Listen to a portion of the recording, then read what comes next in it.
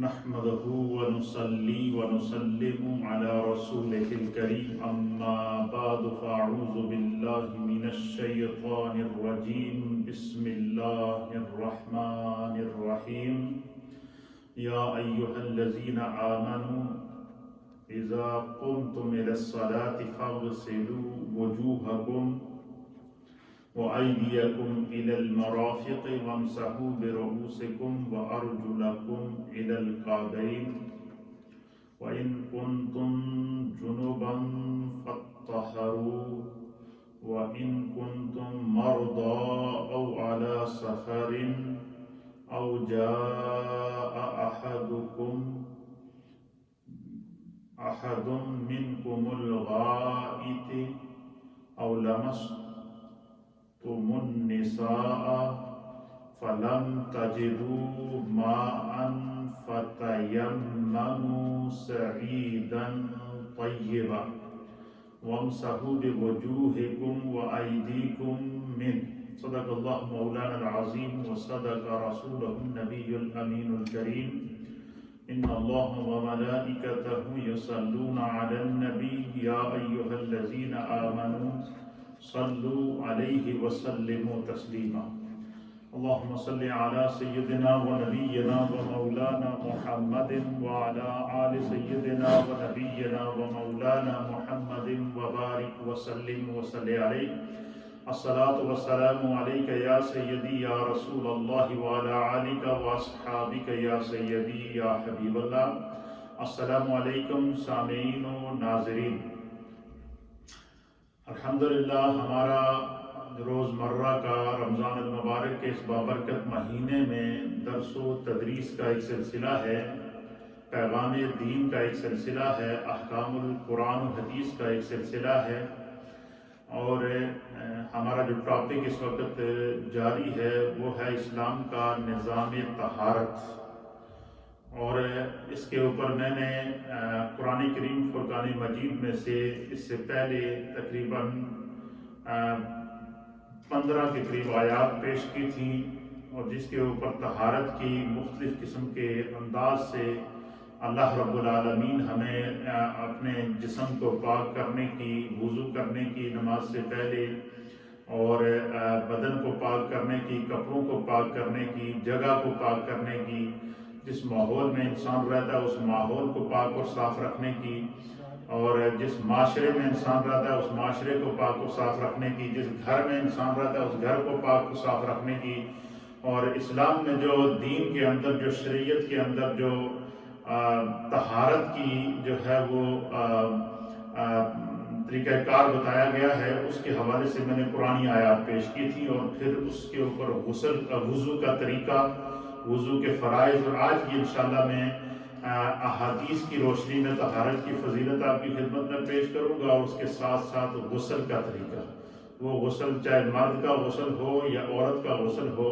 انشاءاللہ میں اس کے احکام ہیں اس غسل کے باب کے اندر بیان کر دوں گا، کیونکہ یہ وہ روزمرہ کے مسائل ہیں جو ہر مسلمان مرد ہو یا عورت ہو اسے اپنے گھر پر درپیش ہوتے ہیں، لہذا بحیثیت مسلمان ہمیں ان مسائل سے واقفیت ہونی چاہیے۔ میرے سامنے حدیث پاک ہے، اس کو امام مسلم نے صحیح مسلم کے اندر روایت کیا ہے، اور اس میں جو اسلام کا نظام طہارت ہے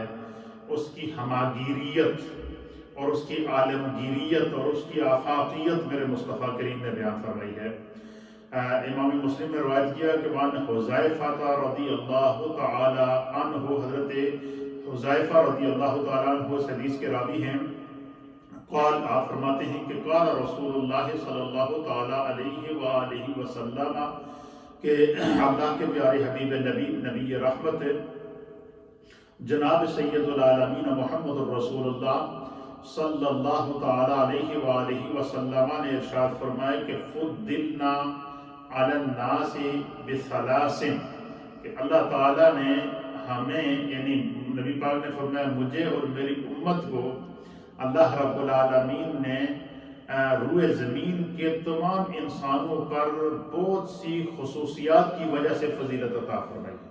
بعض ایسی خصوصیات نبی پاک نے فرمائی کہ اللہ تعالیٰ نے مجھے اور میری امت کو عطا فرمائی جو اس سے پہلی امتوں کو وہ عطا نہیں کی، یہ میری امت کی خصوصیت ہے. اور امت کی خصوصیت کوئی چیز ہوتی ہے وہ اصل میں نبی کی خصوصیت ہوتی ہے،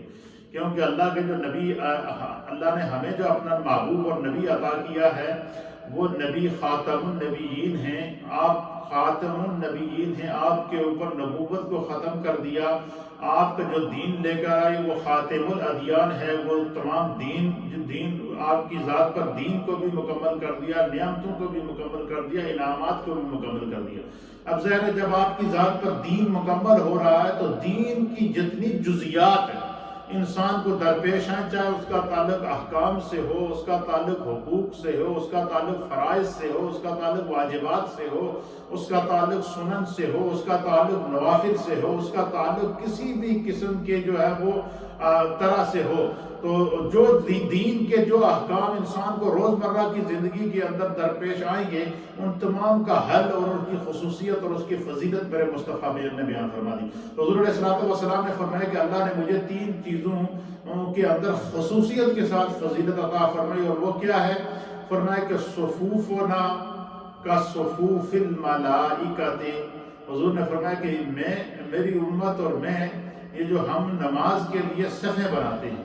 اور صف بندی کر کے نماز ادا کرتے ہیں، فرمایا ہماری صفوں کو اللہ تعالیٰ نے فرشتوں کی صفوں کی مثل کر دیا، فرشتوں کی صفوں کی طرح کر دیا، کہ جس طرح فرشتے صف بندی کر کے اپنے رب کی اطاعت کرتے ہیں، اسی طریقے سے حضور نے فرمایا کہ میری امت جو ہے وہ صف بندی کر کے نماز پڑھتی ہے. اور اس کی جہاں اور وجوہات ہیں، وہاں ایک وجہ یہ بھی بیان کی گئی ہے کہ حضور علیہ السلام فرماتے ہیں کہ میں جب پہلے آسمان پر گیا معراج کی شب، تو میں نے دیکھا کہ پہلے آسمان کے جو فرشتے تھے وہ کاندھے سے کاندھا ملا کر صف بندی کر کے دونوں جو وہ ہاتھوں کو اس طریقے سے کلوز کر کے بالکل ایک دوسرے کے ساتھ ملے ہوئے صف بندی کر کے اپنے رب کی حالت قیام میں رب کی جو وہ تسبیح کر رہے تھے، تو اپنے رب کا ذکر کر رہے تھے. پھر حضور فرماتے ہیں کہ میں دوسرے آسمان پر گیا تو میں نے دیکھا اسی طریقے سے ایک اس آسمان کے جو فرشتے ہیں وہ صف بندی کر کے سارے کے سارے حالت رکوع میں ہیں اور وہ رکوع میں تسبیح کر رہے ہیں، یعنی جو قیام میں ہے وہ قیام میں خدا کا ذکر کر رہے ہیں، اسی حالت میں ان کا وہ میں نے انداز دیکھا. پھر حضور علیہ الصلوۃ والسلام فرماتے ہیں میں جب دوسرے آسمان پر گیا تو میں نے دوسرے آسمان کے فرشتوں کو دیکھا کہ وہ سارے کے سارے حالت رکوع میں تھے. پھر حضور فرماتے ہیں کہ میں پھر تیسرے آسمان پر گیا تو میں نے دیکھا کہ سارے کے سارے فرشتے جو ہے وہ اسی طرح لائن بنائے ہوئے وہ حالت سجدہ میں خدا کا ذکر کر رہے تھے. پھر کہتے ہیں میں نے ایک آسمان پر دیکھا کہ فرشتے جو قاعدہ کی حالت میں، جیسے التحیات میں ہم بیٹھتے ہیں، اس طریقے سے سارے کے سارے وہ التحیات کی حالت میں بیٹھے جو ہے وہ اللہ کا ذکر کر رہے تھے، وہ اسی حالت میں خدا کا ذکر کر رہے تھے، وہ وہی کیفیت اپنائے ہوئے تھے. پھر حضور فرماتے ہیں پھر آگے دوسرے چوتھے پانچویں چھٹے آسمان پر گیا تو میں نے دیکھا کہ ایک آسمان کے فرشتے دائیں طرف رخ کر کے اللہ کی بارگاہ میں سلام پیش کر رہے تھے، اور ایک آسمان پر گیا تو میں نے دیکھا ایک طرف کے فرشتے بائیں طرف رخ کر کے جو وہ سلام پیش رہے تھے. اصل میں یہ فرشتوں کی اس کیفیت کا معراج کی شب دکھانا، یہ گویا کہ اللہ تعالیٰ اپنے محبوب کو دکھا رہا تھا کہ اس معراج کی شب آپ کا رب جو آپ کو نماز کا تحفہ دے گا تو وہ آپ کی امت اس انداز سے جو ہے وہ نماز ادا کرے. حضور فرماتے ہیں کہ فرشتوں کا یہ انداز بندگی مجھے بڑا ہی اچھا لگا، بڑا ہی پیارا لگا. تو کہتے ہیں کہ جب میرے رب سے ملاقات ہوئی، قرب خاص ہوا، تو میں نے اللہ کی بارگاہ میں عرض کیا کہ بار الہ، یہ فرشتوں کا انداز بندگی مجھے بڑا اچھا لگا. کوئی حالت سب باندھے کھڑے تھے وہ تیری ذکر کر رہے تھے، کوئی حالت سجدہ میں گٹھے تھے تیرا ذکر کر رہے تھے، کوئی حالت رکوع میں تیرا ذکر کر رہے تھے، اور سب میں ایک ڈسپلن تھا، سب کاندھے سے کاندھا ملا کر کھڑے تھے، سب صفوں کی صفیں بنائے کھڑے تھے. تو اللہ کے حبیب علیہ السلام فرماتے ہیں میرے رب نے فرمایا کہ اے محبوب آپ کی امت اسی طریقے سے نماز ادا کرے، اور وہ اگر اسی طریقے سے نماز ادا کرے گی آپ کی امت روئے زمین کے اوپر اور آسمانوں کے اوپر جتنے فرشتے عبادت کرتے ہیں ان تمام فرشتوں کی عبادت کے برابر اللہ ان کو نماز کا ثواب عطا فرمائے گا. تو یعنی یہ نماز کی اتنی بڑی اہمیت ہے اور صفوں کی اتنی بڑی اہمیت ہے. تو حضور علیہ السلام نے فرمایا کہ جو ہم صف بندی کر کے نماز پڑھتے ہیں، صفیں بنا کے نماز پڑھتے ہیں، کاندھے سے کاندھا ملا کر نماز پڑھتے ہیں، تو اللہ کے حبیب نے فرمایا کہ صفوفنا کصفوف الملائکۃ، اللہ نے ہمیں ایسی صفیں بنانے کی تعلیم ارشاد فرمائی ہے، اور جس طرح کے فرشتوں کی صفوں کے مطابق، فرشتوں کی صفوں کی طرح اللہ نے ہماری صفیں بنا دی ہیں۔ تو پھر حضور نے فرمایا کہ دوسری فضیلت اللہ نے میری امت کو اور مجھے کیا عطا فرمائی؟ حضور نے فرمایا کہ وَجُعِلَتْ لَنَا الْأَرْضُ كُلُّهَا مَسْجِدًا، روئے زمین کے ہر ٹکڑے کو خدا نے میری امت کے لیے مسجد بنا دی۔ پہلی امتوں کے لیے یہ ہوتا تھا کہ نماز اگر انہوں نے عبادت کرنی ہے اللہ تعالیٰ کی تو ان کو ایک خاص مخصوص مقام پر جا کر عبادت کرنی پڑتی تھی۔ مثلا حضرت موسیٰ علیہ السلام کو کوہ طور کے اوپر جانا پڑا عبادت کے لیے، ریاضت کے لیے، اپنے رب سے کلامی کے لیے، رب سے قرب حاصل کرنے کے لیے۔ اسی طریقے سے جو ہے وہ کسی بھی نبی کی امت کو یہ اختیار نہیں تھا، وہ جب بھی ان کو اللہ کی عبادت کرنی ہوتی تھی تو خدا کی طرف سے کچھ مخصوص مقامات تھے جن کے اوپر جا کر وہ عبادت کرتی تھی، لیکن حضور نے فرمایا کہ خدا نے میری برکت سے میری امت کو یہ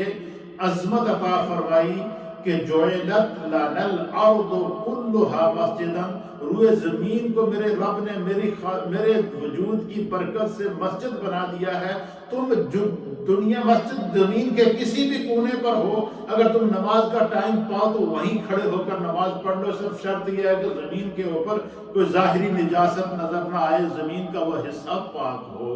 پھر تیسری فضیلت اللہ کے حبیب علیہ السلام نے فرمایا کہ وَجُعِلَتْ تُرْبَتُنَا لَنَا طُهُورًا وَإِذَا لَمْ نَجِدِ الْمَاءَ، حضور نے فرمایا کہ اللہ تعالیٰ نے جو ہے وہ اس زمین کی جو مٹی ہے اس مٹی کو بھی میری امت کے لیے پاک کر دیا، پاک کرنے والا بنا دیا۔ یعنی تیمم، بندہ اگر پانی نہیں ملتا تو تیمم کرے گا۔ پھر اس مٹی کے اندر خدا نے ایسی صفت رکھی ہے، آپ دیکھیں یہ روئے زمین پر کتنے لوگ فوت ہو رہے ہیں، کتنے جانور مر رہے ہیں، جتنی مخلوق خدا کی مر رہی ہے،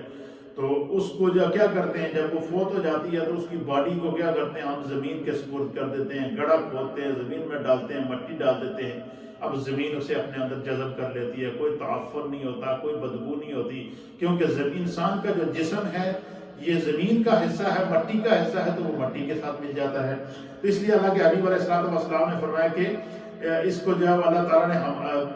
زمین کو اللہ تعالیٰ نے میری اور میری امت کے لیے پاک کر لیا۔ پھر اسی طریقے سے اللہ کے حبیب علیہ السلام نے اسلام میں صفائی کی اہمیت کو بیان کرتے ہوئے فرمایا کہ الطہور شطر الایمان، پھر ایک مقام پر فرمایا کہ الطہور نصف الایمان، کہ صفائی کو اللہ تعالیٰ نے جو ہے وہ ایمان کا حصہ بنا دیا ہے، اور صفائی کو جو ہے وہ نصف ایمان بنا دیا ہے۔ اس کی وجہ کیا ہے کہ صفائی کو نصف ایمان کیوں کہا گیا ہے؟ اس کی جو ہے وہ فقہاء اکرام اور محدثین نے جو ہے وہ مختلف قسم کی تشریحات کی ہیں۔ فرمایا کہ طہارت کے جو ہے وہ بہت سارے اللہ تعالیٰ نے مراتب قائم کیے ہیں، بہت سارے مرتبے قائم کیے ہیں۔ تو فرمایا کہ جب بندہ پاک ہو جاتا ہے تو پھر جس طریقے سے بندہ ایمان کے ساتھ اس کو خاص اس لیے کیا گیا کہ اس کی جہاں پر اور وجوہات ہیں وہاں اس کی ایک وجہ یہ لکھی ہے کہ طہارت کو ایمان کی جڑ یا نصف ایمان تک پہنچانا، اس کی وجہ کیا ہے؟ اس لیے کہ امام نووی رحمۃ اللہ علیہ لکھتے ہیں کہ ایمان لانے سے انسان کے گناہ معاف ہو جاتے ہیں، یعنی جو بندہ ایمان لے کر آئے اس نے کفر کی حالت میں جتنے گناہ کیے ہوتے ہیں خدا معاف کر دیتا ہے۔ یعنی جو بندہ پہلے کافر تھا اور اس نے کلمہ پڑھ کر ایمان قبول کر لیا، اب حضور علیہ السلام نے فرمایا کہ ایمان سے پہلے اس نے جتنے گناہ کیے ہوتے ہیں، بڑے سے بڑا گناہ ہی کیوں نہ کیا ہو، ایمان کو خدا نے ایمان کی دولت کے اندر اتنی برکت رکھی ہے کہ ایمان لانے سے اس کے وہ پچھلے گناہ معاف ہو جائیں گے۔ اب اس کے بعد جو گناہ کرے گا اس کو اکاؤنٹنگ اور اکاؤنٹیبلٹی اور حساب دینا پڑے گا۔ تو فرمایا کہ جب ایمان لانے سے گناہ معاف ہو جاتے ہیں، اسی طریقے سے وضو کے لیے ایمان شرط ہے۔ بندہ اگر مومن نہ ہو، کافر ہو، تو وہ کہے جی میں دن میں 5 مرتبہ وضو کروں، نماز پڑھوں، وہ نماز بھی پڑھے، وہ کہے میں قرآن کی تلاوت بھی کرتا ہوں، تو اس کو نہ ثواب ملے گا نہ اس کی عبادت قبول ہوگی، کیونکہ اس کا ایمان نہیں ہے۔ ایمان جب وہ ایمان لے آیا تو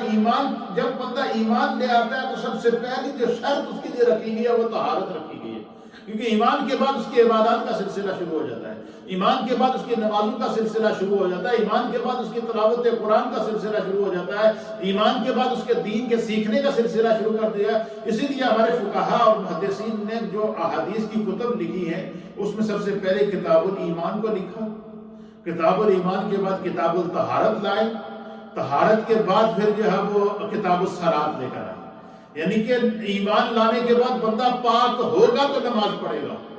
پاک ہوگا تو قرآن پڑھے گا، پاک ہوگا تو عبادت کرے گا۔ تو اس لیے طہارت کو، پاکیزگی کو ایمان کے ساتھ جو ہے وہ مشروط کر دیا گیا، اور نماز کو طہارت کے ساتھ مشروط کر دیا گیا۔ دیکھیں کتنے بڑا ان دینی مسائل کا آپس میں لنک، دیکھیے کتنا کس انداز سے خداوند قدوس نے ان کو لنک کر کے رکھا۔ فرمایا جس طرح ایمان لانے سے انسان کے کفر کے گناہ جو ہے وہ مٹ جاتے ہیں، اسی طریقے سے بندہ جو روز مرہ کے صغیرہ گناہ کر لیتا ہے، چھوٹے چھوٹے گناہ کرتا ہے، اسے پتہ ہی نہیں چلتا وہ گناہ کر رہا ہوتا ہے، لیکن نبی پاک نے فرمایا کہ جب وہ وضو کرتا ہے، جب وہ ہاتھ دھوتا ہے تو اس کے ہاتھ کے گناہ جڑ جاتے ہیں، جب وہ منہ میں پانی ڈالتا ہے تو منہ کے گناہ جڑ جاتے ہیں، جب وہ ناک میں پانی ڈالتا ہے تو ناک کے گناہ جڑ جاتے ہیں، جب وہ چہرہ دھوتا ہے تو چہرے کے گناہ جڑ جاتے ہیں، جب وہ سر کا مسح کرتا ہے تو سر کے گناہ جڑ جاتے ہیں، جب وہ جو ہے وہ پاؤں دھوتا ہے تو پاؤں کے گناہ جڑ جاتے ہیں۔ گویا ایک مرتبہ بندہ مومن کے وضو کرنے سے سر کے بالوں سے لے کر پاؤں تک اس کے جسم کے اوپر جتنے گناہ، ظاہری گناہ ہوتے ہیں، خدا ان سب کو معاف کر دیتا ہے، گرا دیتا ہے۔ وہ گویا وہ وضو میں آزادی دھو رہا ہوتا ہے، وہ اپنے گناہوں کو واش کر رہا ہوتا ہے۔ جس طرح ہمارا کپڑا گندا ہو جائے، جو کپڑے ہم پہنتے ہیں جب یہ گندے ہو جائیں، کپڑوں کے بارے میں بھی اللہ تعالیٰ نے ارشاد فرمایا کہ اپنے کپڑوں کو، اپنے لباس کو پاک رکھا کرو۔ نبی پاک صلی اللہ تعالیٰ علیہ وآلہ وسلم کو اللہ رب العالمین نے کس انداز سے اپنے محبوب کو مخاطب کیا، آپ جب سنیں گے تو آپ کا ایمان تازہ ہو جائے گا۔ اللہ تعالیٰ سورہ مدثر کے اندر فرماتا ہے کہ یا ایھا المدثر، یہ قرآن حکیم فرقان مجید کا پارہ نمبر 29 ہے، پارہ نمبر 29 ہے، سورہ مدثر ہے، سورہ نمبر 74 ہے۔ اس کی پہلی آیت میں اللہ فرماتا ہے یا ایھا المدثر، اے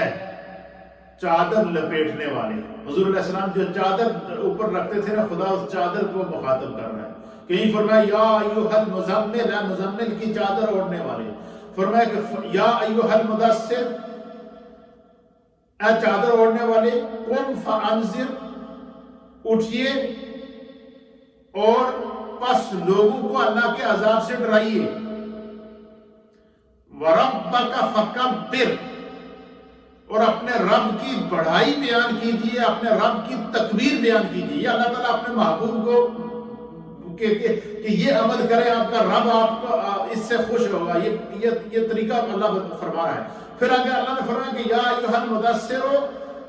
قم فانذر فربک فکبر، اے چادر اوڑھنے والے اٹھیں اور لوگوں کو خدا کے عذاب سے ڈرائیں۔ وربک فکبر، اور اپنے رب کی بڑائی بیان کریں، تکبیر بیان کریں، تحلیل بیان کریں، تسبیح بیان کریں، تنزیہ بیان کریں۔ اور پھر آگے جا کر کیا فرمایا اللہ تعالیٰ نے سورہ مدثر کی آیت نمبر 4 کے اندر وَثِيَابَكَ فَطَهِّرْ، اے محبوب اپنا لباس پاک رکھیے۔ یعنی اللہ تعالیٰ جب حضور علیہ السلام کو مخاطب فرما کر ارشاد فرما رہا ہے کہ اے میرے محبوب، آپ جو لباس پہنتے ہیں وہ لباس کو پاک رکھیے۔ اس لیے علماء اور محدثین نے لکھا ہے کہ نماز کے لیے پہلے جسم کا پاک ہونا شرط، نماز کے لیے لباس کا پاک ہونا شرط۔ اور اگر آپ سے کوئی پوچھے کہ لباس کے پاک ہونے کی آیت کون سی ہے کہ ہم اپنے لباس کو پاک رکھیں، تو قرآن پاک کا سورہ پارہ نمبر 29 ہے، سورت کا نام ہے سورہ مدثر، اور سورہ مدثر کی آیت نمبر 4 ہے، اس میں اللہ فرماتا ہے وَثِيَابَكَ فَطَهِّرْ، اے محبوب آپ اپنے لباس کو پاک رکھیں۔ اب اپنے اسی لیے حضور علیہ السلام فرماتے ہیں کہ جو بندہ، اگر بندہ پیشاب کے لیے بیٹھے تو اس کو سب سے پہلے یہ فکر ہونی چاہیے کہ میں پیشاب کے قطروں سے، پیشاب کے چھینٹوں سے میرے کپڑے نہ خراب ہو جائیں یا میرے جسم کے اوپر چھینٹے نہ پڑ جائیں۔ حضور علیہ السلام، بخاری شریف کی حدیث ہے کہ حضور علیہ السلام ایک سفر میں جا رہے تھے تو ایک قبرستان کے اوپر سے گزرے اور سرکار رک گئے۔ حضور علیہ السلام قبرستان پر جا کر رک گئے تو آپ نے ایک درخت کی 2 ٹہنیاں توڑی ہری ٹہنیاں اور ایک کو ایک کی قبر پہ لگا دیا، دوسرے کو دوسری کی قبر پر گاڑ دیا، پھر آپ نے کافی دیر کھڑے ہو کر ان دونوں قبر والوں کے لیے دعا کرتے رہے۔ صحابہ نے عرض کیا، دعا کر کے پھر جب سکون ہو گیا سرکار تو پھر آپ آگے چل پڑے۔ صحابہ نے عرض کیا، یا رسول اللہ، ہم نے اس سے پہلے آپ کا یہ عمل نہیں دیکھا کہ آپ یہاں سے گزرے اور آپ نے درخت کی ٹہنیاں، ہری بھری ٹہنیاں جو ہے دو قبروں کے اوپر لگائی ہیں، پھر آپ کافی دیر استغفار کرتے رہے، دعا کرتے رہے، اس کی کیا وجہ ہے؟ تو حضور علیہ السلام نے فرمایا کہ جب میں نے غور سے دیکھا تو میں نے دیکھا کہ اس قبر کے اندر موجود دو صاحب ایمان تھے مومن، لیکن ان کو قبر کے اندر عذاب ہو رہا تھا۔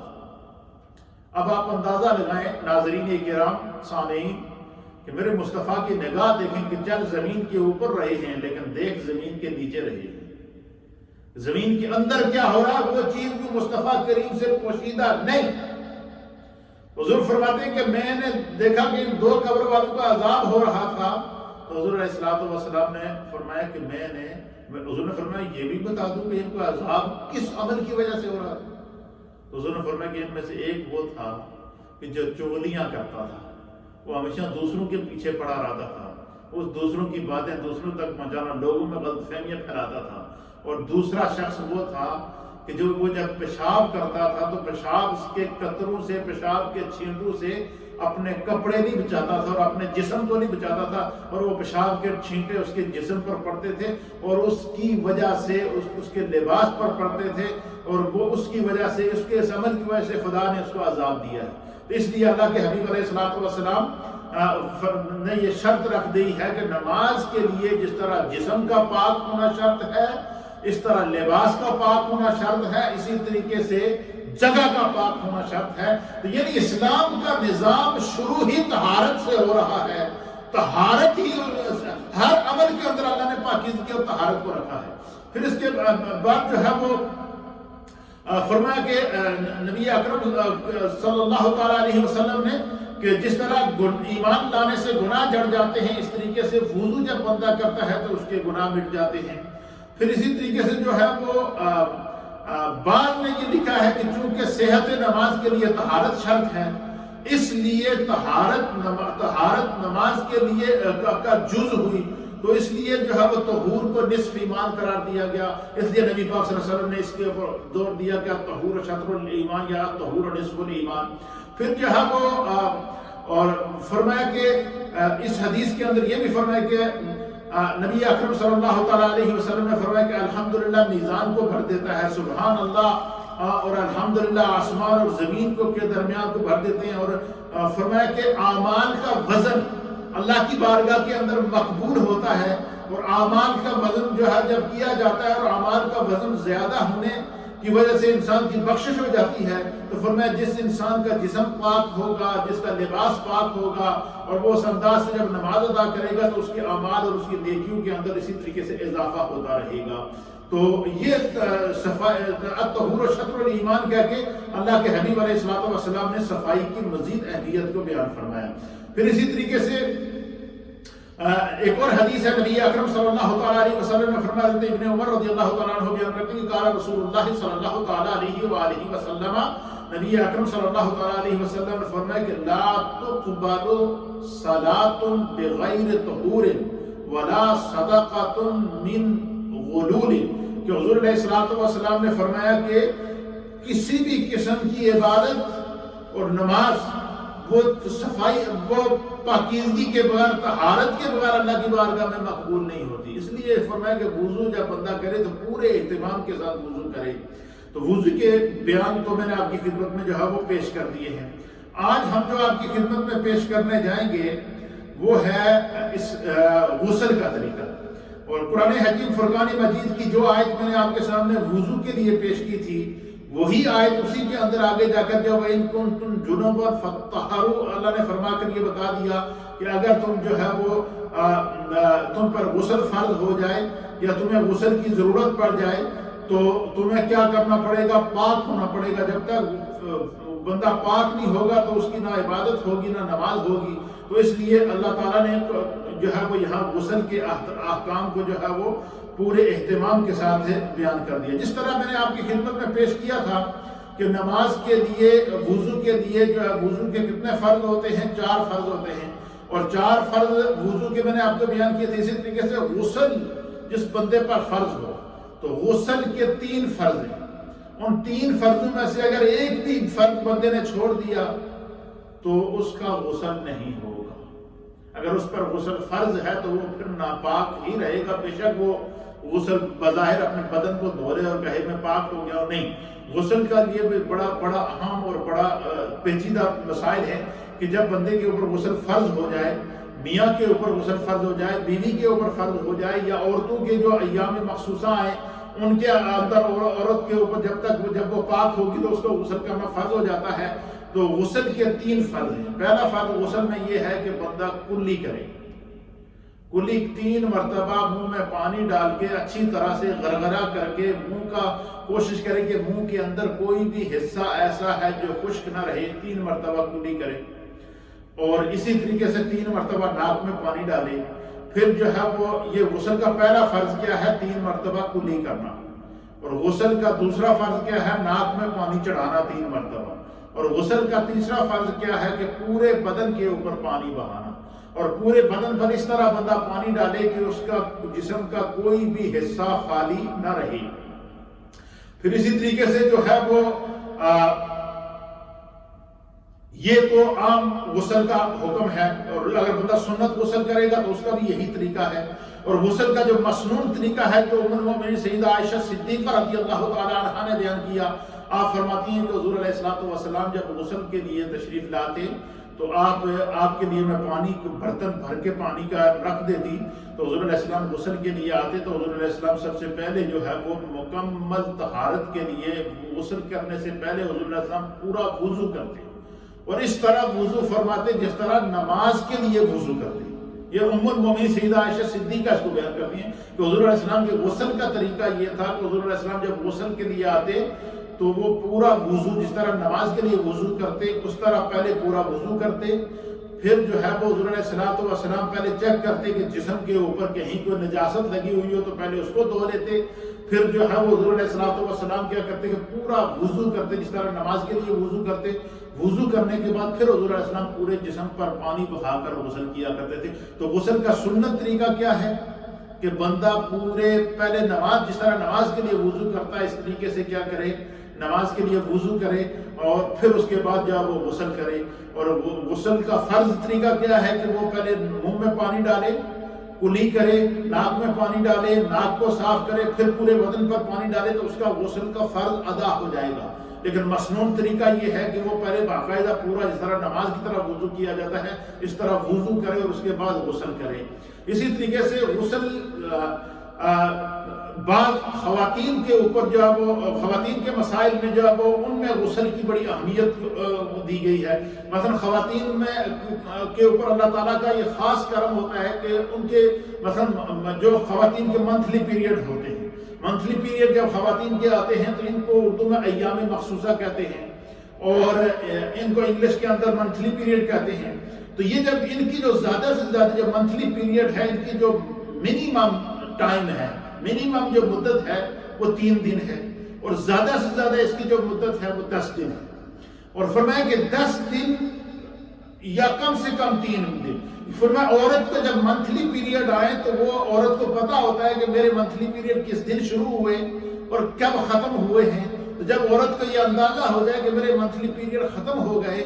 تو وہ پھر کیا کرے، وہ غسل کر کے عبادت شروع کر دے، نمازیں شروع کر دے، تلاوت قرآن شروع کر دے۔ اور ان منتھلی پیریڈز کے دوران فرمایا کہ نہ عورت روزہ رکھے گی نہ وہ نماز پڑھے گی، نمازیں اس کو اللہ نے معاف کر دی ہیں، اور جو ہے وہ روزے کی بعد میں وہ کیا کرے گی، قضا کرے گی۔ اسی طریقے سے بعض لوگوں کو بیماریاں ہوتی ہیں، اور بعض بیماریاں مردوں کو بھی ہوتی ہیں، بعض بیماریاں عورتوں کو بھی ہوتی ہیں۔ مثلا کسی بندے کو یہ تکلیف ہے کہ اس کو پیشاب کے قطرے آتے ہیں، اس کو تسلسل بول کہتے ہیں کہ اس کا پیشاب رک نہیں رہا، مسلسل اس کو پیشاب کے قطرے ٹپکتے رہتے ہیں۔ تو وہ بسا اوقات آج کل تو سسٹم ہے کہ نیپی وغیرہ بندہ پہن لیتا ہے، تو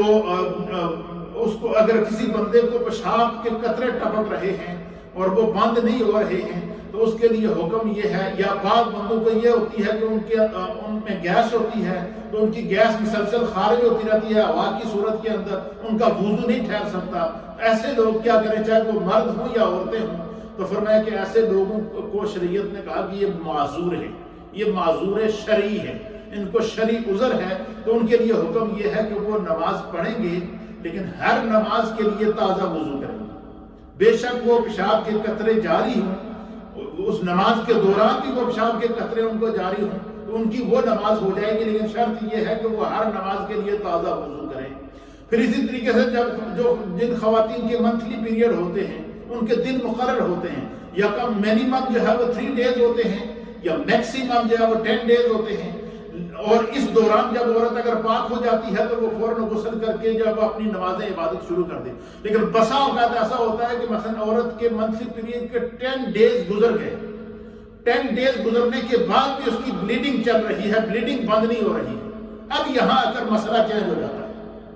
10 ڈیز تک عورت کو منتھلی پیریڈ شمار کیا جائے گا، اور 10 ڈیز کے علاوہ جو اس کو بلیڈنگ ہو رہی ہے، اب شریعت کہہ رہی ہے کہ یہ بیماری ہے۔ اب اس عورت کے لیے کیا حکم ہے؟ یہ ہماری مائیں بہنیں خاص طور پر اس مسئلے کو سنیں، یہ ان کے لیے بڑا ضروری ہے کیونکہ اس کا تعلق عبادت کے ساتھ ہے، ہمارے دین کے ساتھ ہے، کہ مثلا اگر عورت کو اپنے منتھلی پیریڈ کے ڈیز پورے کرنے کے بعد 3 ڈیز یا 10 ڈیز پورے کرنے کے بعد بھی اس کی بلیڈنگ بند نہیں ہو رہی ہے، اس کی بلیڈنگ چل رہی ہے، تو اب اس کے لیے حکم ہے کہ وہ مریضہ ہے، وہ بیمار ہے۔ پہلی بات تو اسے ڈاکٹر سے رجوع کرنا چاہیے۔ دوسری بات یہ ہے کہ اگر وہ بلیڈنگ اس کی نہیں رک رہی ہے تو فرمایا کہ وہ اپنے منتھلی جو 10 ڈیز ہے وہ پورے کریں، 10 ڈیز پورے کرنے کے بعد وہ غسل کریں، وہ عورت 10 ڈیز پورے کرنے کے بعد غسل کرے، اور غسل کرنے کے بعد وہ پاک ہو جائے گی، لیکن اس کے لیے بھی وہی حکم ہے کہ وہ ہر نماز کے لیے تازہ وضو کرے، وہ ہر نماز کے لیے تازہ وضو کرے گی۔ جو اس کے منتھلی پیریڈ کے ڈیز ہیں، مثلا 3 ڈیز ہیں یا 10 ڈیز ہیں، ان کو ایام حیض کہتے ہیں یا منتھلی پیریڈز کہتے ہیں، اور اگر جو 10 ڈیز سے زائد مثلا اس کو بلیڈنگ چل رہی ہے تو اس کو شریعت کے اندر نفاس کہتے ہیں، استحاضہ کہتے ہیں، بیماری، کہ یہ بیماری ہے، اسے ڈاکٹر سے رجوع کرنا چاہیے، لیکن اس میں اس کی نماز معاف نہیں ہے۔ یہ بات یاد رکھیے گا کہ وہ 10 ڈیز اپنے جو پیریڈ کے وہ پورے کرنے کے بعد غسل کرے عورت، غسل کرنے کے بعد پھر وہ اپنی نمازیں شروع کر دے، عبادت شروع کر دے، لیکن اس کے لیے شرط یہ ہے کہ وہ ہر نماز کے لیے تازہ وضو کرے گی جب تک کہ اس کی بلیڈنگ رک نہیں جاتی، اس کے لیے پھر نماز 10 ڈیز کے بعد اس کے لیے نماز معاف نہیں ہے۔ اسی طریقے سے بعض خواتین وہ ہیں جنہیں بچہ پیدا ہو جاتا ہے، تو اس کے لیے جو ہے وہ اس کی منیمم کوئی مدت نہیں ہے، لیکن میکسیمم مدت ہمارے فقہاء اور محدثین نے لکھی ہے کہ میکسیمم مدت جو میکسیمم ڈیز جو عورت کے بچہ پیدا ہونے کے بعد ہیں وہ 40 ڈیز، کہ 40 ڈیز تک جو ہے وہ اس کو جو ہے وہ بلیڈنگ وغیرہ آ سکتی ہے اور آتی رہتی ہے، لیکن بعض خواتین وہ ہوتی ہیں کہ جن کی مثلا بچہ پیدا ہونے کے 10 ڈیز بعد یا 15 ڈیز بعد یا 14 ڈیز کے بعد یا یعنی 40 ڈیز سے کم کسی بھی دن اس کی بلیڈنگ ختم ہو جاتی ہے، بلیڈنگ رک جاتی ہے، تو وہ ڈاکٹر سے رجوع کر کے ڈاکٹر سے مشورہ کرنے کے بعد کہ اس کی بلیڈنگ بند ہو چکی ہے بچہ پیدا ہونے کے بعد، 40 ڈیز سے پہلے اس کی بلیڈنگ بند ہو جاتی ہے، اب فقہاء اور محدثین نے لکھا ہے کہ وہ عورت کیا کرے، وہ غسل کر لے، غسل کرنے کے بعد کیونکہ اس کی بلیڈنگ رک گئی ہے تو غسل کرنے کے بعد وہ اپنی نمازیں شروع کر دے، اللہ تعالیٰ اس کے اندر برکت پیدا کرے گا۔ لیکن بعض خواتین وہ ہوتی ہیں کہ جن کو مثلا بچہ پیدا ہو گیا اور 40 ڈیز تک بلیڈنگ چل رہی ہے، 40 ڈیز کے بعد بھی بلیڈنگ چل رہی ہے، اب ان کے لیے بھی حکم یہ ہے کہ وہ 40 ڈیز گنتی کے پورے کریں، بچہ پیدا ہونے کے بعد 40 ڈیز وہ پورے کریں، اور 40 دن پورے ہونے کے بعد پھر وہ عورت مریضہ ہوگی، وہ ڈاکٹر سے رجوع کرے، اور 40 دن پورے ہونے کے بعد کیا کرے کہ وہ 41ویں دن غسل کرے، بچہ پیدا ہونے کے اگر بلیڈنگ نہیں روک رہی ہے اور 40 دن کے بعد بھی اس کی بلیڈنگ چل رہی ہے، اب اس کے لیے حکم یہ ہے کہ وہ 40 دن گنتی کر کے بچہ پیدا ہونے کے بعد پورے کرے۔ 40 دن پورے کرنے کے بعد کیا کرے کہ وہ غسل کرے، غسل کرنے کے بعد پھر جو ہے وہ اپنی نمازیں شروع کر دے، اور اس کے لیے بھی حکم یہ ہے کہ وہ ہر نماز کے لیے تازہ وضو کرے گی، کیونکہ وہ معذور شرعی ہے۔ تو یہ مسائل جو ہے طہارت کے انتہائی ضروری اور لازمی ہیں، تو ان کا جاننا مردوں کے لیے بھی اور عورتوں کے لیے بھی ضروری اور لازمی ہے، کیونکہ ان کا تعلق ہمارے ایمان سے ہے، ان کا تعلق ہماری نمازوں سے ہے۔ تو یہ آسان کر کے میں نے مسئلہ آپ کو سمجھا دیا ہے کہ مثلا اگر منتھلی پیریڈ عورت کے آتے ہیں تو وہ 10 دن تک اس کی زیادہ سے زیادہ مدت ہے، اور 3 ڈیز کم سے کم مدت ہے، اور 10 دن سے زائد اگر بلیڈنگ ہے تو وہ بیماری ہے، وہ پھر اس کی نمازیں معاف نہیں ہیں، اس نے غسل کر کے نمازیں شروع کر دینی ہے، اور ہر نماز کے بعد تازہ وضو کا، ہر نماز کے لیے تازہ وضو کرنا ہے۔ اسی طریقے سے بچہ پیدا ہونے کے بعد جو بلیڈنگ ہے وہ اگر نہیں رک رہی ہے تو 40 دن گنتی کر کے پورے کرے، 41ویں دن وہ غسل کرے، اور پھر وہ اپنی نمازیں شروع کر دے، اور ہر نماز کے لیے تازہ وضو کرے، اور اس دوران اپنے ڈاکٹر سے وہ مشورہ کرے۔ یہ چونکہ طہارت کے وہ مسائل ہیں جو ہر مسلمان کے لیے ضروری، ان کا تعلق ہماری عبادات کے ساتھ ہے، اس لیے اس کی جو چند جزیات تھی میں نے آپ کی خدمت کے اندر پیش کر دی ہیں۔ اللہ تعالیٰ اسے اپنی بارگاہ کے اندر مقبول اور معجور فرمائے۔ پھر اسی طریقے سے طہارت کی ایک قسم تیمم ہے، اس کو بھی اللہ تعالیٰ نے سورہ جو ہے وہ اسی مائدہ کی جو ہے وہ آیت نمبر 6 کے اندر ہی اللہ تعالیٰ نے اس کو نقل فرمایا ہے، اور وہ فرمایا کہ بندہ کیا کرے جب اس کو پانی نہ ملے،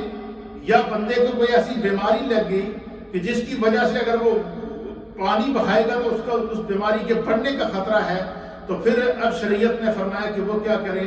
وہ جو ہے وہ تیمم کرے،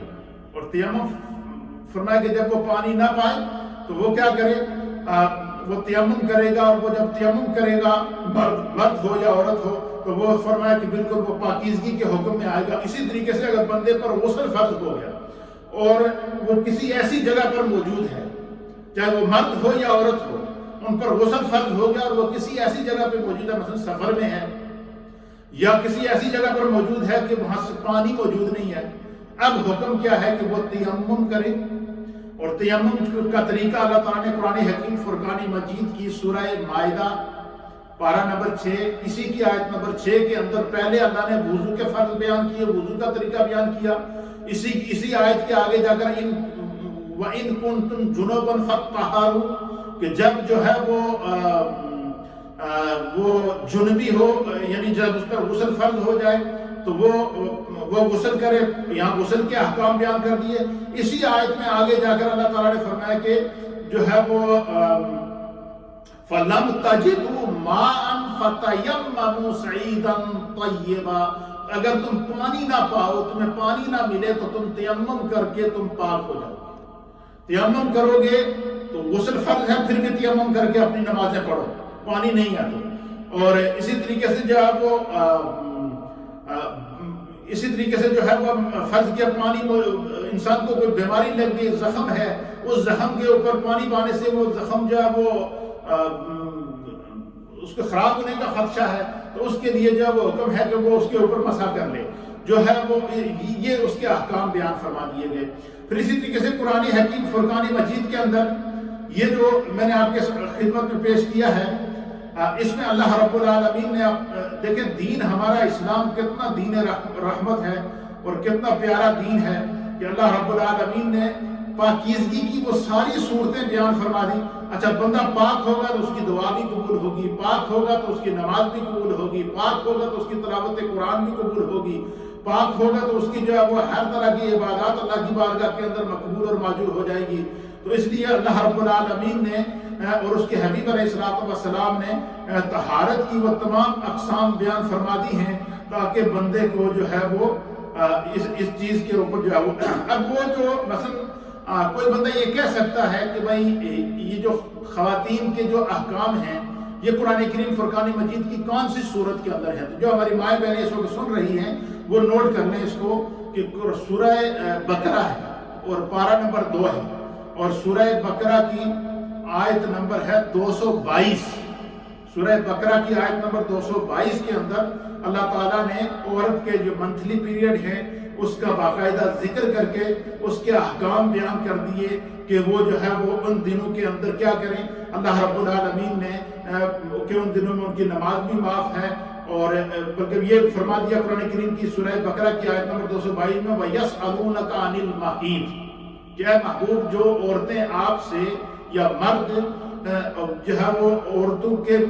منتھلی پیریڈ کے بارے میں سوال کرتے ہیں یا پوچھتے ہیں، تو آپ انہیں یہ کہہ دیں کہ قُلْ هُوَ أَذًا فَاعْتَزِلُوا النِّسَاءَ فِي الْمَحِيضِ، کہ اللہ کے حبیب علیہ السلام فرماتے ہیں کہ وہ ان سے یہ کہہ دیں کہ یہ ناپاکی ہے اور ان دنوں کے اندر مردوں اور عورتوں کو ایک دوسرے سے الگ رہنا چاہیے، یعنی بیوی اور شوہر کو ایام منتھلی کے اندر جو منتھلی پیریڈ ہیں ایک دوسرے سے الگ رہنا چاہیے۔ اب اس آیت سے ہمارے فقہا نے لکھا ہے کہ یہ جو سوشل ڈسٹینس ہے یہ اللہ تعالیٰ مہینے میں 3 دن یا 10 دن ہر مہینے کے اندر میاں اور بیوی کو یہ اللہ کی طرف سے حکم ہے کہ وہ سوشل ڈسٹینس پر رہیں۔ یہ جس طرح آج کل جو ہے کورونا وائرس میں سوشل ڈسٹینس کے بہت سارے مسائل آ گئے ہیں، پھر آج اس کورونا وائرس کے آنے سے بہت ساری نئے مسائل نے جنم لیا۔ مثلا اب ڈاکٹروں نے یہ رپورٹ دی ہے کہ مثلا جو بندہ کورونا وائرس سے فوت ہو جاتا ہے تو اس کا وائرس اگر اس کو آپ غسل دیں گے تو دوسرے کو منتقل ہوگا۔ اب اس کے اوپر ہمارے علماء نے، محدثین نے، ہم نے باقاعدہ مختلف علماء سے ڈسکس کرنے کے بعد اس نتیجے پر پہنچے ہیں، اور علماء نے باقاعدہ یہ دیکھیں زمانے کے ساتھ چیلنجز آتے ہیں تو پھر ان سے ان کو سیکھنا چاہیے۔ یہ علم اسی کا نام ہے کہ علم دن بہ دن بڑھتا ہے، جیسے جیسے زمانہ ترقی کرے گا نئے مسائل پیدا ہوں گے، جب نئے مسائل پیدا ہوں گے تو علماء کی دینی ذمہ داری ہے کہ وہ لوگوں کو گائیڈ کریں۔ اب یہ مسئلہ آ گیا کہ مثلا اگر کورونا وائرس کا مریض ہے، ڈاکٹر کہہ رہا ہے کہ بھئی اس کو اگر غسل دیں گے تو یہ باڈی جو ہے وہ اس سے وائرس دوسرے کو منتقل ہوگا، تو اب وہ اس کے لیے کیا کریں؟ اب علماء باقاعدہ اس پر پہنچے ہیں کہ پہلی بات تو یہ ہے کہ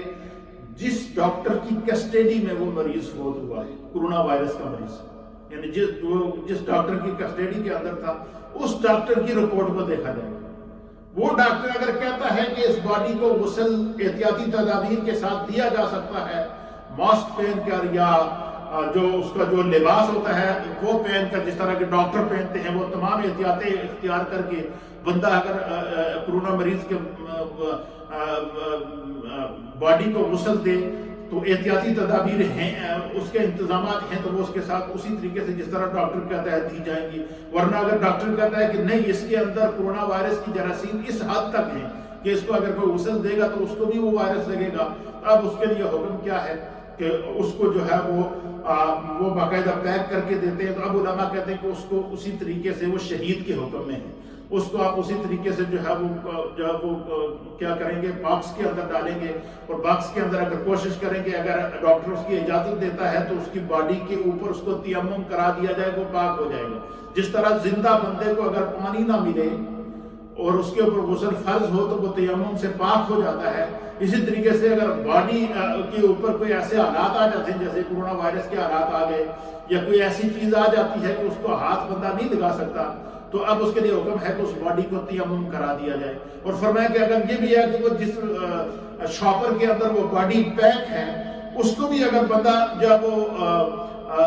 ہاتھ لگائے گا تو اس سے بھی جراثیم پھیلنے کا خدشہ ہے۔ تو اب علماء نے لکھا کہ وہ پھر جس باکس کے اندر وہ باڈی ڈال دی جائے گی اس باکس کے اوپر تیمم کرا دیا جائے، باکس کے اوپر مسح کر کے اس کو قبر میں، اس کو نماز جنازہ پڑھ کے اس کو قبر میں اتار دیا جائے۔ وہ شہید کے حکم میں ہے، وہ پاک کے حکم کے اندر ہے۔ لیکن اللہ تعالیٰ ہمیں ایسی آزمائش سے بچائے۔ دن بہ دن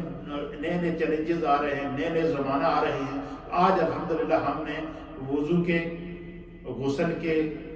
مردوں اور عورتوں کے جو مسائل ہیں وہ بیان کر دیا آپ کے سامنے، اور اس نیت سے کہ تاکہ کسی کی نماز ضائع نہ ہو۔ ہماری نیت یہ ہے کہ کسی کی نماز ضائع نہ ہو۔ بعض لوگ جو ہے وہ ان پہ نماز فرض ہوتی ہے اور وہ نماز نہیں پڑھتے، وہ تو گناہ گار ہیں۔ لیکن بعض لوگ جو ہے وہ اگر بندہ کہے چلو ٹھیک ہے میں نماز پڑھ لیتا ہوں، لیکن نماز کے لیے کھڑا ہو پتہ چلا وہ پاک ہی نہیں ہے۔ مثلاً کیا کہ نماز کی جو غسل کے فرائض ہیں، ہمارے بعض نوجوانوں کو پتہ ہی نہیں ہے کہ غسل کے فرائض کیا ہیں۔ مثلا غسل کا اگر فرائض ادا نہیں کریں گے تو بے شک جتنا مرضی وہ پانی میں وہ جو ہے وہ جا کر کیا کہتے ہیں اس کو سوئمنگ پول کے اندر اتارتا رہے اور چمبیاں لگاتا رہے سوئمنگ پول کے اندر، تو وہ پاک نہیں ہوگا۔ کیوں کہ پہلے اس کو غسل کا جو فرض وہ ادا کریں گے۔ وہ فرض کیا ہے؟ غسل کے فرض یہ ہے کہ بندہ پہلے جو ہے وہ 3 مرتبہ منہ میں پانی ڈالے، ناک میں پانی ڈالے، پھر کیا کرے، غسل کے فرائض میں سے یہ ہے، غسل کے سنتوں میں سے یہ کہ بندہ پورا وضو کرے، جس طرح نماز کے لیے وضو کرتا ہے، وضو کرنے کے بعد پھر پوری باڈی کو تر کرے، اور فرض غسل میں پوری باڈی کو گیلا کرنا ضروری ہے۔ اس میں خاص طور پر خیال رکھا جائے کہ جسم کا کوئی حصہ خشک نہ رہ جائے، کیونکہ اگر بال برابر بھی جگہ فرض، آدمی کو غسل فرض ہے اور بال برابر بھی جسم کی جگہ خشک رہ گئی تو اس کا غسل نہیں ہوگا، جب غسل نہیں ہوگا تو نماز نہیں ہوگی۔ اس لیے یہ ساری چیزیں، یہ ساری احتیاطیں ہیں۔ اس میں ایک چیز اور مسئلہ میرے پاس آیا ہے، ہمارے یہاں بعض ہماری ماؤں بہنوں کی عادت ہوتی ہے کہ وہ یہ ناخن کے اوپر ناخن پالش لگاتی ہیں۔ اب یہ جو ناخن پالش ہے نا، یہ اگر کسی نے لگائی ہے تو اس کے اندر اس کا وجود یہ اوپر جم جاتی ہے، تو اس سے اگر کسی نے لگائی ہے تو اس کو چاہیے کہ وہ وضو سے پہلے اس ناخن نیل پالش کو اتارے اور پھر وضو کرے، اور اگر اس نے اس طرح لگائی ہے تو پھر اس کا وضو نہیں ہوگا، کیونکہ وضو میں ہاتھ دھونا فرض ہے۔ ہاں اگر ایسی نیل پالش ہے، جیسے مہندی ہے، مہندی عورتیں لگاتی ہیں، مرد لگاتے ہیں، اگر کسی عورت نے مہندی ناخنوں کے اوپر لگائی ہے یا بالوں میں لگائی ہے یا پاؤں میں لگائی ہے، وہ اس کے لیے کوئی، کیونکہ مہندی کا وجود نہیں بنتا، وہ لگا سکتی ہے۔ لیکن اگر نیل پالش لگائی ہے تو وہ وضو سے پہلے اس کو وہ اتار کر وضو کرنا ہوگا، ورنہ اس کا وضو نہیں ہوگا۔ یہ ساری وہ چیزیں ہیں، چھوٹے چھوٹے مسائل ہیں، ان کا تعلق ہماری عبادات کے ساتھ ہے۔ آج ہم نے طہارت کا باب مکمل کیا ہے، اور تیمم کا طریقہ جو ہے وہ اللہ تعالیٰ نے قرآن کریم فرقان مجید کی اسی آیت کے اندر بیان فرمایا ہے، وہ بھی میں آپ کی خدمت میں پیش کر دیتا ہوں تاکہ یہ باب مکمل ہو جائے۔ اور تیمم کا طریقہ کیا بیان کیا گیا ہے کہ بندہ جو ہے وہ تیمم کس طرح کرے۔ فرمایا کہ فلم تجدوا ماء، جب وہ پانی نہ پائے تو فتیمموا، تو پھر وہ کیا کرے، تیمم کرے۔ اور تیمم کا طریقہ قرآن بیان کرتا ہے کہ وَامْسَحُوا بِوُجُوهِكُمْ، بندہ تیمم کرتے وقت اپنے ہاتھوں کا، اپنے چہرے کا مسح کرے۔ مسح کیسے کرے گا؟ یہ آپ اس وقت مجھے کیمرے میں دیکھ رہے ہیں، یہ دیکھ لیں، یہ اس طرح دونوں ہاتھوں کو بندہ، یہ ہاتھوں کے، یہ بالکل سامنے والے دونوں ہاتھوں کو وہ زمین کے اوپر ملے گا، اس طریقے سے زمین کے اوپر لگائے گا۔ زمین کے اوپر دونوں ہاتھوں کو لگانے کے بعد پھر ہاتھ اٹھا کر اس طریقے سے ان کو جھاڑے گا۔ جھاڑنے کے بعد پھر کیا کرے گا، یہ اس طریقے سے ہاتھ پکڑ کے وہ ہاتھ کو پورے چہرے کے اوپر مسح کرے گا، اس طریقے سے جس طرح وضو کے اندر پورے چہرے پہ مسح کرنے کے بعد پھر دوبارہ ہاتھوں کو کیا کرے گا،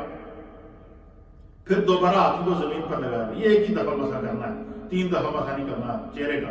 زمین پر پھر ہاتھ مارے گا، ہاتھ مارنے کے بعد اس طریقے سے ہاتھ پکڑے گا۔ یہ دیکھیں، یہ 3 انگلیاں ملا دے گا، اور یہ جو ہے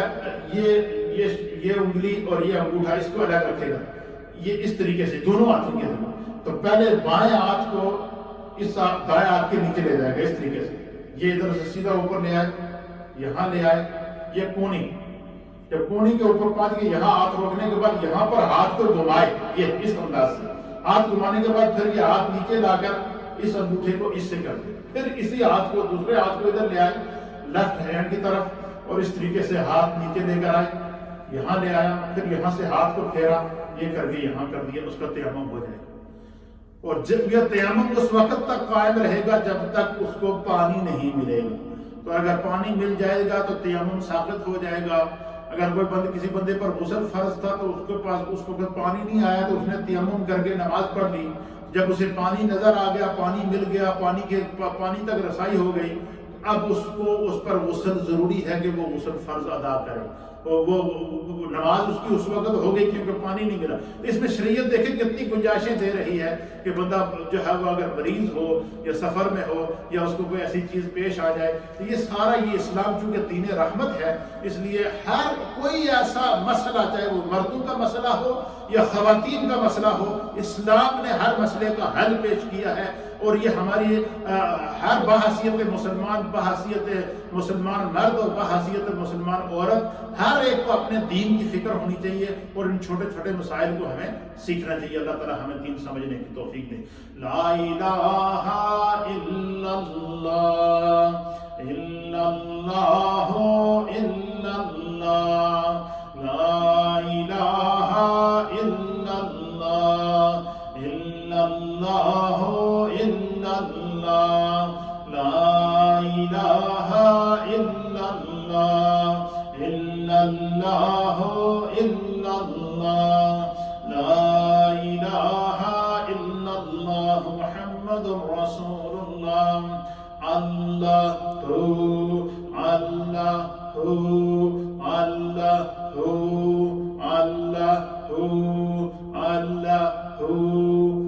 الله الله جل جلاله امين اللهم صل على سيدنا ونبينا ومولانا محمد وعلى آل سيدنا ونبينا ومولانا محمد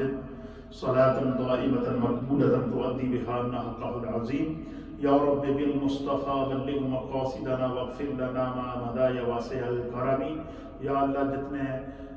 دین کے مسائل بیان کیے گئے ہیں اللہ اس میں اگر کوئی غلطی ہوئی ہو تو معاف کرنا. یہ غلطی اگر ہے تو وہ ہماری غلطی ہے، تیرا دین ہر غلطی سے پاک ہے. اللہ ہمیں اس پر عمل کی توفیق عطا فرما، دین کو سمجھ کر دین کے احکام پر عمل کرنے کی توفیق عطا فرما، عالم اسلام پر اپنا فضل و کرم فرما. اللہ تو آج سے رحمت مغفرت کا اشرا شروع ہو رہا ہے، اللہ ہم سب کی بخشش فرما. ہمارے صغیرہ گناہوں کو معاف فرما، کبیرہ گناہوں کو معاف فرما، دانستہ اور نادانستہ گناہوں کو معاف فرما، آمدن اور خطاً گناہوں کو معاف فرما، ظاہر اور مستور گناہوں کو معاف فرما. اپنی عافیت، سلامتی اور پناہ عطا فرما. نبی پاک کے صدقے ہم سب کے گھر بار، رزق، روزگار، کاروبار، مال، جان، عزت، آبرو، اولاد میں برکتیں عطا فرما. ربنا اغفر لی ولوالدی وللمؤمنین یوم یقوم الحساب برحمتک یا